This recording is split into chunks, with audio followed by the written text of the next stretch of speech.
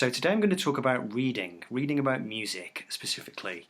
I was going to just do an update on some of the music books that I've been reading recently, but then I thought I'd broaden it out and just present a little short feature on personal history of the music books that I've read over the years and just the history that I have as a reader about music. I'll tell you, the story of how I first got interested in music, reading about music specifically. I'll show you some publications that I used to enjoy back in the day, and then I'll give you a real brief whiz tour of some of the music books that have been most important to me over the years. This is the most recent thing I've been reading. This is Bobby Gillespie and Tenement Kid, which is published by White Rabbit Books in the UK. Really good read, actually. Bobby Gillespie is extremely opinionated. He's quite funny as well, but he describes his growing up on the streets of Glasgow and then his coming to fame in the Jesus and Mary Chain and Primal Scream. Covers quite a lot of interesting pop and rock history and punk history as well, of course. The Glaswegian punk scene and the London post-punk scene as well. Really good. I'm about halfway through that. So that's the most recent thing. So I'll kind of whiz back in time and show you what I think is the first music book I ever had. And then we'll take it from there. So this is actually it. This is the actual one, and it's lacking its dust jacket, which came off many years ago.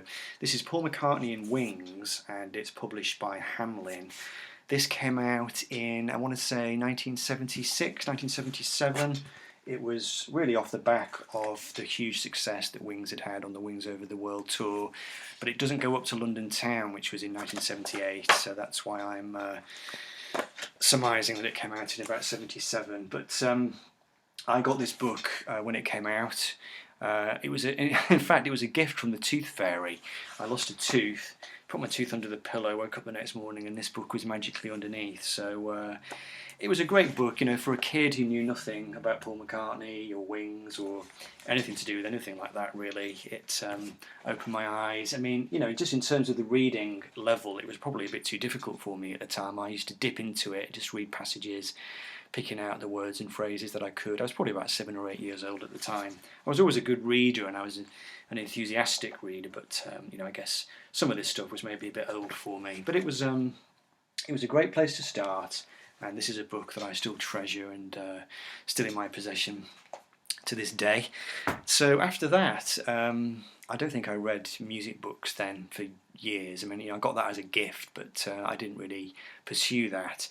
My memory is telling me that the next time I really properly started reading about music was in my teens, and this is the magazine that lots of British people will recognise. This is Kerrang!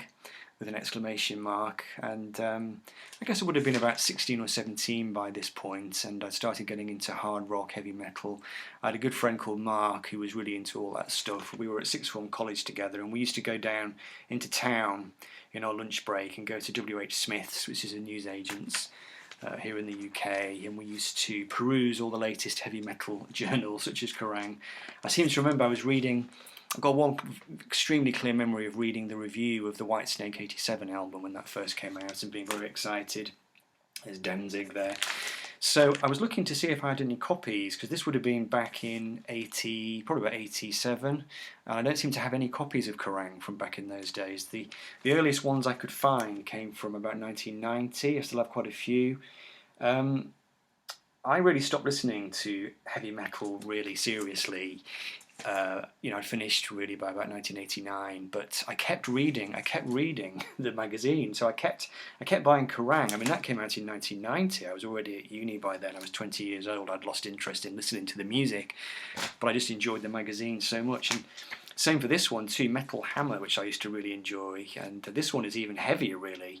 I used to really enjoy reading. There was a journalist in this magazine called James Sherry, and he used to cover all the thrash metal releases, and I used to love reading all his pieces, but I mean, I never heard any of the music. It's really strange. Again, this one dates back to May the 21st till June the 3rd, 1990. So again, I would have been at uni when this came out. Got Lisa Dominique on the back there, but I guess Kerrang! And Metal Hammer, they kind of schooled me really in music reviews. Reading about music gigs and albums and stuff. And I mean, I became a music journalist much later on, and I suppose that had been seeded by my interest in these kind of publications. So just a couple of mags there. I mean, a bit later on, when I was a bit older, a bit more mature, I started reading Record Collector, which again is a British publication, which really is quite a geeky Anaraki magazine. Really goes into all the ins and outs of pressings and labels and how much things are worth. And I used to spend endless hours in the pub, poring over various articles and learning about all the different versions of everything. I never subscribed to it though. I was never a proper, real, true Record Collector subscriber or reader in that sense, but I did used to buy it a lot. This is an issue from quite a recent one. There's, I think, April 2020. Again, I don't really have any historic issues going back. I did do a purge of music magazines a few years ago because they just take up so much space, And then Q magazine was, I suppose, a really important magazine for me back in the 90s, sort of early 90s onwards. Q was it was a really big, huge magazine in the UK, very influential. They would review all the big albums as and when they came out. They would have interviews with the artists and gig reviews. Me and my friends all read Q avidly. It used to annoy me sometimes though, because it tended to focus on the same artists over and over again. I remember them really ramming REM down my throat in the summer of, I think it was the summer of '91, when Out of Time came out, and just every issue of Q had REM. It kind of tended to do that. It tended to really heavily focus in. But Q, I read Q for many years, and then I've not managed to find an issue of Mojo. Mojo was the other big one, which came later. Mojo was kind of angled at an older readership, really. It was more kind of classic rock, so you'd have Pink Floyd and the Beatles alternating on the cover with Bob Dylan and whatever. Q would have, I don't know, Radiohead or something on the cover, and Mojo would have Dylan. It was that kind of thing. But I was an avid reader of Mojo too, and Uncut as well. This is an Uncut special on Kate Bush. It's part of their series, The Ultimate Music Guide. Again, this is a recent issue, but going back into the mist of time, I used to read Uncut. Uncut was a bit of a mixture. I think it had films in there as well, and there was a couple of other magazines back in the 90s. There was Vox and Select, that kind of thing. I don't know what happened with magazines. I think at some point down the line they became more expensive and thinner as well. Not as much print. To be honest with you, I'm amazed that they've all survived. Really, I still go into Smith's occasionally and look at these publications, but they're so expensive now, and there's not much in them really. And I kind of do feel like they're endlessly rehashing stuff. So I've tried to kick the habit. So that's the magazine. So I'll really quickly now take you through just some of the most important music books that I've been exposed to over the years. I'm going to say the first proper music book that I read after the Hamlin Wings one was this one. This is Pink Floyd, and it's the 21st anniversary edition. It's a visual documentary by Miles, and Miles is the 60s counterculture hero who later went on to ghostwrite Paul McCartney's autobiography. And I got this book in probably about 87, 88. It was around about the time that I saw Pink Floyd for the first time at Manchester Main Road on the Momentary Lapse of Reason tour, and that was the first concert I ever went to. It was my first gig, and I seem to remember I'd been reading this book, shortly before, and it was a really interesting read. It really kind of clued me into the history of the band, and I suppose this book, it was the first book I'd ever read, the first music book I'd ever read properly, which started to clue me into the idea of a band having a history and a prehistory, reading about the Syd Barrett years and all the early tours.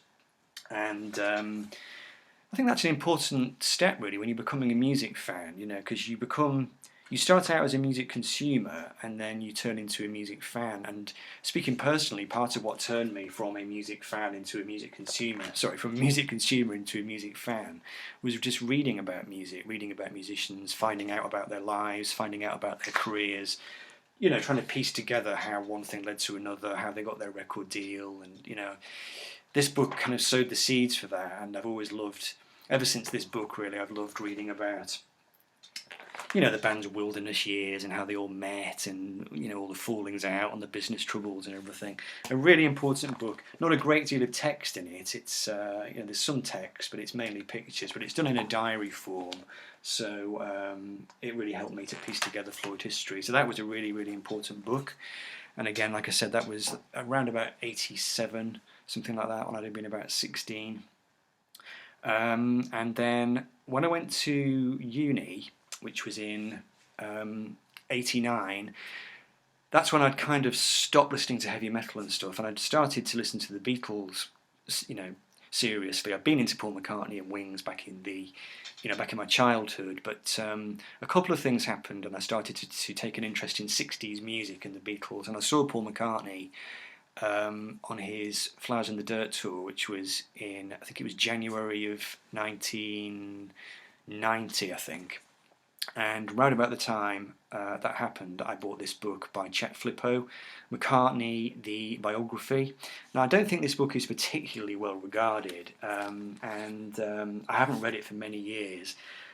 But this book was incredibly important to me. I remember I had a little bedroom on campus at Lancaster Uni, and I didn't have many CDs with me. I had Sgt. Pepper and Abbey Road and a couple of others, but reading this book and listening to those records, when I look back in my mind, it's just one activity really. You're kind of hiding under the bedclothes, listening to Abbey Road, reading about the book, and I'd never, until I read this book, I knew nothing about the Hamburg years, anything like that. I didn't know anything about the business troubles or just anything. I'd very, very, very sketchy knowledge of the Beatles. I'd seen the films, I'd seen a few interviews with Paul McCartney over the years. I'd listened to the music, obviously, but that book was really important. So I don't think it's particularly well written, but and in fact, this was the book where I first started to learn about Paul McCartney's, his personal life, his affairs, and all this stuff. It was quite an eye-opening book for a young lad. Now, my Beatles fandom accelerated over the next couple of years, and there were two books that were truly pivotal. And I can't show one of them because it's back at my folks' house, because we're moving house at the moment. I don't have all my books with me. But one of them, I'll talk about it first. So this is the author. It's Mark Lewison. Now, this is not the book that I want to talk about. This is his book, The Complete Beatles Chronicle. The one that really turned my head around was the complete recording sessions, which was a really astonishing work of scholarship, where he went into the Abbey Road archives and just produced a day-by-day account really of everything the Beatles did from the moment they walked into the studios for their first audition in 1962 all the way through to the final session in 1970. And it was, like I said, it was a work of scholarship, and it really kept me company. There was a dark winter of 1991, I think, when my personal life was in a mess, and that book really kind of helped me through. So, Lewison is a great Beatles genius, really, in terms of being a writer. His book Tune In, I think, is still the most astonishing music book ever written. That came much, much later, but that book is astonishing. And this is the other one. This is the other Beatles book, which formed the backbone, really, of my music reading in 91, 92. And again, this was totally pivotal in turning me into a true Beatlehead. This is Ian MacDonald, The Beatles Records and the 60s, which is really just a series of essays, really. It takes each of the songs and just gives a little mini account and gives you some background, but it's mainly analysis and critique, and he's quite controversial in his views, but this book, I suppose this book taught me to take the Beatles seriously, and by extension to take music seriously. I think that's really what, I think that is the subtext of what I'm talking about here. Reading about music over the years is what has kind of convinced me that it's not just a pastime or something that you just do for the sake of it. It's something that has meaning, and something which you can really, really connect with in a way which is not just emotional but intellectual as well. That has been really important to me. So that book was definitely a stepping stone. Back to Floyd again. This one was early 90s. This is Nicholas Schaffner, who had done a pioneering book about the Beatles as well, actually, which I've got. Nicholas Schaffner, A Saucer Full of Secrets. This is a great book. This is the updated version. I have the previous version as well. This is the one that takes in the Live 8 reunion. This is a proper Floyd biography. This is just a really interesting book. I learnt about the Syd Barrett years in this, and just all kinds of stuff which I didn't know. So that was That was the early 90s. And then this book here, you can see how dog-eared this one is. This one, I mean, I just totally devoured this. I mean, it's fallen to pieces completely. I think it's in 3 chunks. You can see. This is the Victor Bockris, Keith Richards biography, which I read in about 96, 97. I'd got tickets to see the Stones on the Voodoo Lounge tour. I'd never really been a big Stones fan, but I'd started buying some of the CDs. I bought Let It Bleed and Beggar's Banquet and all the ones that you're supposed to buy. And I had tickets to go and see them with some friends of mine who were big Stones fans. And I knew nothing about the Stones at all. They were not a band I'd been into in my earliest years. So I thought, right, I'll get a book about Keith Richards. And this book, I remember I couldn't put it down.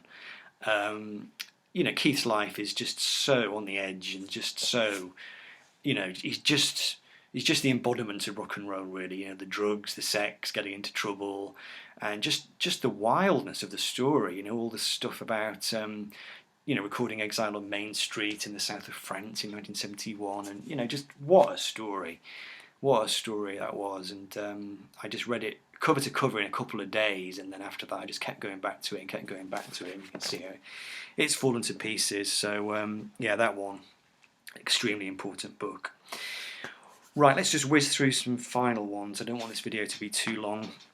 This is a book which I've talked about many times on my channel, which really is a milestone for me. Lost in Music by Giles Smith, which is a humorous autobiography of this guy, Giles Smith, who was in a band called the Cleaners from Venus, who never made it big, but it's a really hilarious story about how they failed to become rock stars, but it's interspersed with just these really funny little think pieces and essays about various pop stars, and it tells his own personal story, and it's highly readable, and probably the most entertaining book about music I've ever read, which is not a biography or an autobiography.